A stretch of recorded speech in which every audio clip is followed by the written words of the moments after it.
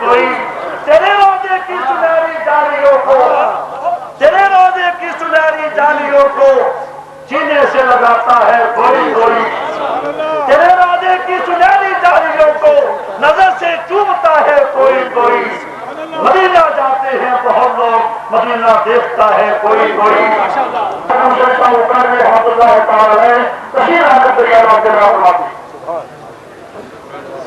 نعرہ تکبیر،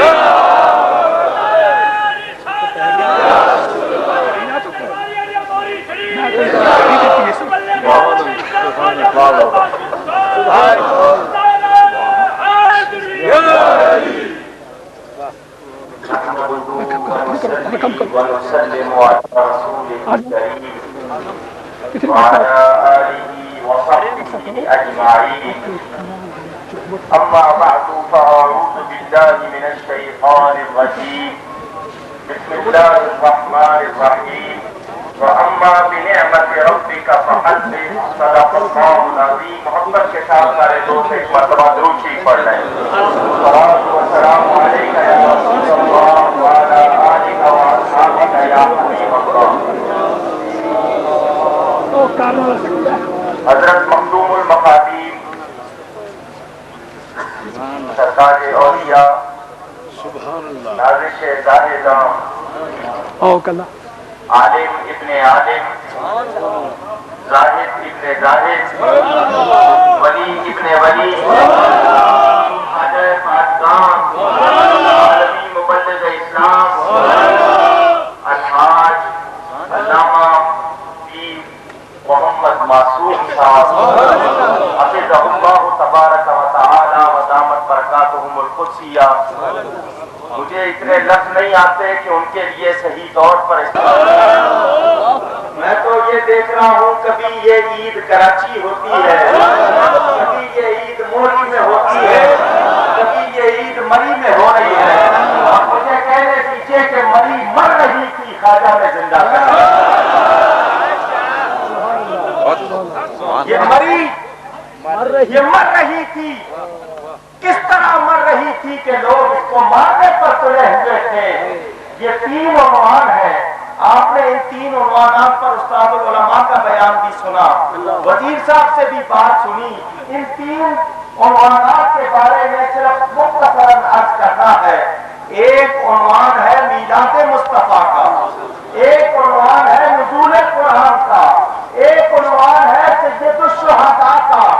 ذرا ربط تو ملاؤ کہ خواجہ صاحب کوئی اور عنوان سے مری میں جشن کیوں نہیں منا رہے؟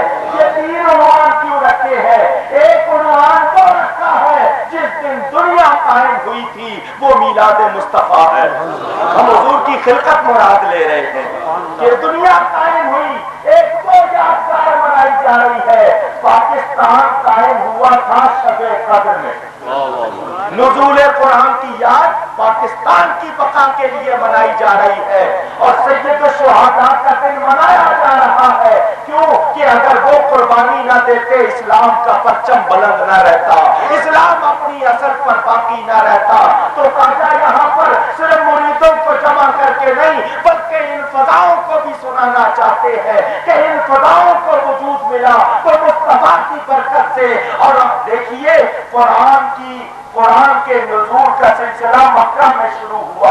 اللہ فرماتا ہے اگر یہ قرآن ہم کسی پہاڑ پر نازل کرتے تو وہ اللہ کے خوف سے ٹکڑے ٹکڑے ہو جاتا، لیکن حضور صلی اللہ علیہ وسلم جب پہاڑ پر تشریف لے جاتے ہیں تو قرآن نازل ہوتا ہے۔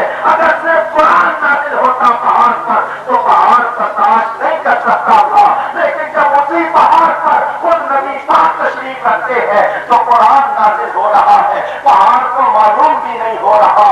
تو دوستو میں نے جو نقطہ اس میں پیش کیا ہے وہ یہ کہ پہاڑ میں وہ قوت نہیں ہے جو قلب مصطفیٰ میں ہے۔ میں پہاڑوں پر جشن نزول قرآن منا کر یہ بتا دیا کہ یہ پہاڑ صرف دیکھنے کے لیے نہیں ہے، یہ پہاڑ صرف سیر سپاٹے کے لیے نہیں ہے، بلکہ یہ بھی ہونا چاہیے کہ جب قوم مری آئے یہاں آ کے سیر کرے تو کوئی ایسا بھی ہو جو ان کو یہ پیغام دے کہ ان پہاڑوں کی یاد ایک اور طرح بھی منائی جاتی ہے، اور وہ اس طرح کہ ان پہاڑوں پر حضور صلی اللہ علیہ وسلم پر قرآن نازل ہوا تو یہ پہاڑ اسی کی یادگار ہے تاکہ وہاں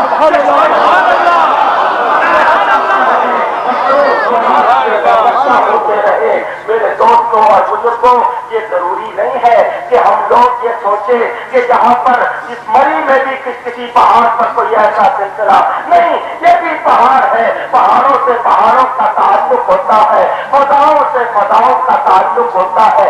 ابھی آپ سن رہے تھے وزیر صاحب کہہ رہے تھے کہ کوئی یہاں بیٹھے ہوئے کی مدینے نماز کرتے ہیں اور کچھ وہ ہیں جو یہ کہتے ہیں اے جنت تجھ میں حور و قصور رہتے ہیں۔ میں نے مانا ضرور رہتے ہیں، میرے دل کا تمام کر جنت میرے دل میں حضور رہتے ہیں۔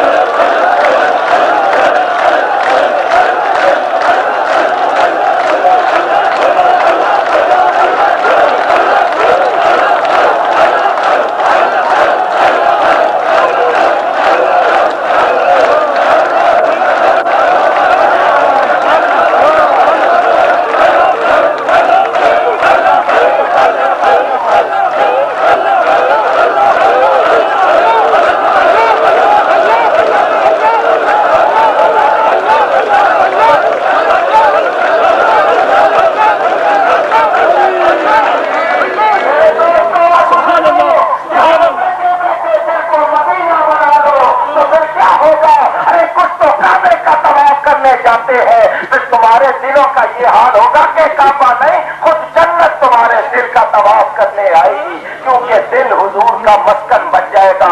اللہ تعالیٰ حضرت خواجہ صاحب کو صحت کے ساتھ برکت کے ساتھ لمبی عمر عطا فرمائے، عابدوں بدخواہوں سے بچائے، تاکہ یہ فیضان اور یہ نور کریا کریا گلی گلی یہاں سے لے کر اس کنارے تک جہاں دنیا ختم ہو جاتی ہے پھیلاتے رہے، میں اور آپ لوٹتے رہے۔ والسلام علیکم ورحمۃ اللہ۔ نعرہ تکبیر، نعرہ رسالت، نشر نزول قرآن، مبلغ عالم اسلام خواجہ محمد معصوم صاحب، نعرہ حیدری، نعرہ حیدری، نعرہ حیدری۔ ماشاءاللہ یہ تھے حضرت علامہ صاحبزادہ کوکب نورانی صاحب، علماء کرام کی کثیر تعداد، تفصیل کے ساتھ آپ نے خطابات کے دوران ان کے نام سماعت کیے۔ بالخصوص سجاد گان میں سے پیر طریقت رہبر شریعت حضرت صاحبزادہ سید انوار الحسن شاہ صاحب ورشہ شریف وہ بھی تشریف فرما ہے، اور پیر طریقت حضرت صاحبزادہ عبد الجلیل صاحب آستان عالیہ مامد شریف وہ بھی تشریف فرما ہے۔ بالخصوص درار عالیہ نقشبندیہ مجددیہ موری شریف کو جس آستان عالیہ سے یہ فیض ملا ہے، جو امانت سرخیر عالیہ حضرت بابا فقیر محمد چراہی رحمت اللہ تعالی علیہ کی وساطت سے قطب الارشاد حافظ عبد الکریم صاحب رحمت اللہ تعالی علیہ، اور ان سے وہ امانت زریز البخت سلطان الاولیاء حضرت الحاج خواجہ صوفی نعیم الدین صاحب رحمت اللہ تعالی علیہ تک پہنچی، اس امانت کے امین بن کر اس امانت کو تقسیم کرنے کے لیے خواجہ خواجگان نے جو عظیم فریضہ سر انجام دیا ہے، آج وہ منظر